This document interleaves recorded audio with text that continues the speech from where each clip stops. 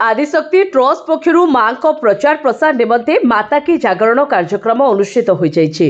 Bhubaneswar Adishakti charitable trust पक्षर मुख्य उपदेष्टा श्री निशिकांत मिश्र, सभापति doctor Narayan Mahapatra, संपादक श्री उमानाथ मिश्र संयोजन में मां आदिशक्ति प्रचार एवं प्रसार निमंते विनर एसोसिएशन बड़ गणेश इंफापाक पाख शहीद नगर ठारे माता की जागरण कार्यक्रम अनुष्ठित हो जाइए।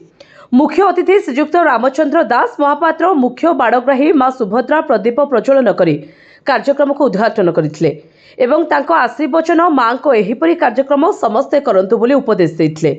तेबे दीर्घ दिन धरी ट्रस्ट पक्षरु मां को प्रचार एवं प्रसार करुथिबारु ट्रस्टर समस्त सदस्य मानकु धन्यवाद देथिले। एही कार्यक्रम रे श्री बाबू सिंह एमएलए, श्री जगन्नाथ प्रधान, श्री मधु माधव जेना, प्रभाकर मल्लिक, प्रफुल्ल साहू, श्री सुदीप्त कुमार स्वाई, बुलू चौधरी, श्री अमरेश जेना, नरेशचंद्र साहू, देवाशीष राय, रवींद्र बेहेरा प्रमुख जोगदे इपरि कार्यक्रम को उच्च प्रशंसा करने सहित आगामी दिन में किपरि यह ओडिशा रे करा जाय परिबो समस्ते सहयोग करने को प्रतिश्रुति देथिले। कौन आपनकर तो परिचय दरकार नहीं टे परिचयटा कौन दरकार? मु रामचंद्र दास महापात्र मां सुभद्रा बाड़ग्राही।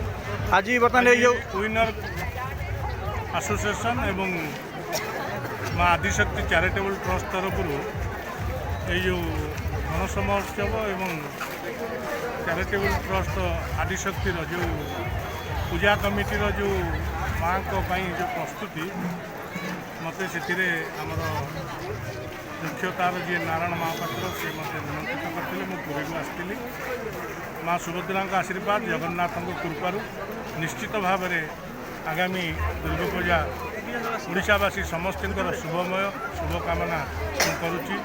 माँ सुभद्रा समस्त आशीर्वाद करूँ। जय जगन्नाथ। भुवनेश्वर गंगाधर रथन रिपोर्ट, संघर्ष टीवी।